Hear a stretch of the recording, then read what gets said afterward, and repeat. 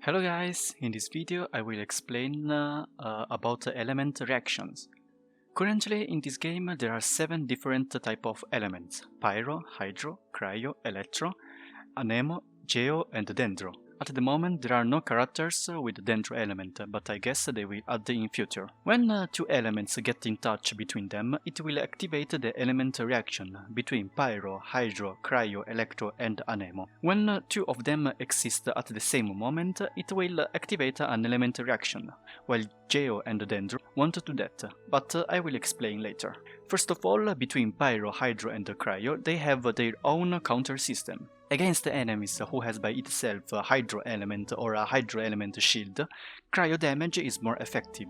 Against enemies who has by itself a Cryo element or Cryo element shield, Pyro damage is more effective. Against enemies who has by itself a Pyro element or Pyro element shield, Hydro damage is more effective. And when you use the same element to attack enemies who has by itself the same element, the damage will be immune, so that the enemy won't take damage. Remember that especially when you're against abyssal casters, because they have shields of certain element, so you need to use the counter element to break the shield as fast as possible. Let's start from Pyro. When Pyro gets in touch with the Hydro, it will trigger Vaporation. Vaporation in itself won't do damage, but when the reaction gets triggered, it will increase the damage of the current attack. But that depends on the element order. For example, if you're using Pyro to attack an enemy who is affected by Hydro, it will trigger Vaporation and the damage will be multiplied by 150%. So if the original damage was 100, the final damage will be 150.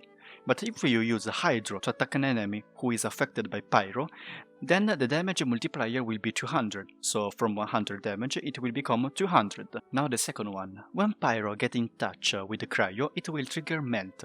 Melt in itself won't do damage, but it will increase the current attack's damage, just like Vaporation. Same as Vaporation, the element order is also important here. When you attack an enemy with the Cryo attack and that enemy is affected by Pyro, then the attack's damage will be multiplied by 150%. But if you use a Pyro to attack an enemy affected by Cryo, then the damage multiplier will be 200%. The third one is when Pyro gets in touch with the Electro or vice versa, it will trigger Overload. When Overload is triggered, it will deal AoE Pyro damage based on the character level and elemental mastery. Overload can't crit damage and it also won't affect enemies with the Pyro element. When Hydro gets in touch with Electro or vice versa, it will trigger Electro Charged, dealing Electro damage, and the target will constantly receive electro damage every 1 second. But the duration of electro charged is only 1 second, so the enemy will only receive 1 extra electro damage. If near to the main target there are enemies affected by Hydro, then the electro damage will affect those enemies as well. But if near to the main target there are 2 or more enemies affected by Hydro effect, and you proc electrocharged, then that electro damage will hit them and come back again to the main target. So the main target will receive 2 times the electrocharged damage. So it's really good against a big wave of enemies affected by Hydro effect. Against a single target enemy is also good if the enemy is constantly affected by Hydro status, just like during the rain or when the enemy is inside the water. If you hit an enemy affected by Hydro with an electro damage, then it will consume the Hydro status and only electro will remain. If you hit an enemy affected by electro with Hydro damage, you will still trigger electrocharged, but that enemy will have at the same time electro and Hydro status. So you can use other elements to deal double reaction, just like with the Pyro, so you can trigger at the same time Vaporation and Overload. Electrocharged's damage is based on character's level and element mastery. Character's attack, crit rate, elemental bonus won't affect electrocharged's damage, just like all other elemental reactions. When a Cryo gets in touch with Electro or vice versa, it will trigger Superconduct. When Superconduct is triggered, it will deal AoE Cryo damage based on the character's level and elemental mastery. Just like Overload, Superconduct won't affect hit enemies with the Cryo element. That reaction will also reduce the target's defense, so it's really good against enemies with high defense. When Hydro gets in touch with the Cryo or vice versa, it will trigger Frozen. Frozen doesn't have damage, but it is a hard ground control that can immobilize the target. When a frozen enemy gets hit by heavy hit, it will trigger Ice Crush, removing frozen status from the enemy and dealing extra damage. When an Nemo gets in touch with any of those 4 elements such as Pyro, Hydro, Cryo and Electro, it will trigger Swirl that will deal, beside the default Nemo damage, also extra damage of the element that a Nemo got in touch. For example, when I use a Nemo skill on Pyro element, it will deal Nemo damage and Pyro damage. For example, here I used Nemo and Electro, so I dealt Swirl with the Electro element. Or you can see I used Swirl with the glass on the ground and I increased the effect range. Or for example here I used the Jin's elemental skill to do the Swirl with the Pyro damage, with the Pyro element. Or I can use the main character's elemental burst to make that tornado of a certain element. For example here it becomes a tornado of fire tornado. Or here I combine the Swirl main character's tornado with the Electro element.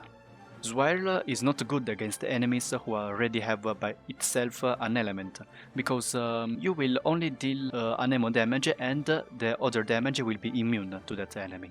When Geo gets in touch with any of those 4 elements such as Pyro, Hydro, Cryo and Electro, it will trigger Crystallization, generating a crystal, and when a character touches that crystal, he will obtain an element shield that can absorb damage based on that element.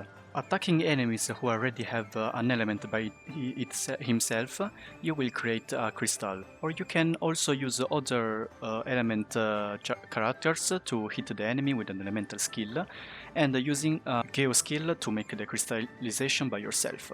About Dendro, at the moment there are no characters with that element. You can only find Dendro elements around the world, like grass, wooden shield used by enemies, wooden traps, vines, and Dendro slimes. For now, Dendro can only be reacted with the Pyro. When a Pyro hits Dendro element materials, it will trigger Burning. Burning will constantly deal Pyro damage to the target until the burning effect finishes. Normally that effect finishes when the material can't be burned anymore, like when you burn grass. It will keep burning until the grass becomes dry grass. Or against the enemy's wooden shield that will constantly burn until the shield is broken, or the enemy extinguishes the fire. When you're facing someone that has an element like water slime or fire slime, be careful about what element to use against them. Let's make an example. You're facing water slimes, so it's not recommended to use Hydro since it will be immune damage and the Swirl effect, because Swirl will only deal Nemo damage and repeat the element that got in touch, so in that case Swirl will deal Hydro damage, so is immune. In this case, it is recommended to use Electro to make Electro charged, or Pyro to make Vaporize, even if the damage is multiplied by 150%, but it is still good. Or even with the Cryo to make Frozen, and then use a heavy attack to make Ice Brick. I guess that's all about element reactions. Hope this video helped you to understand how elements works in the game. Thanks for watching, and see you in the next video. Bye bye!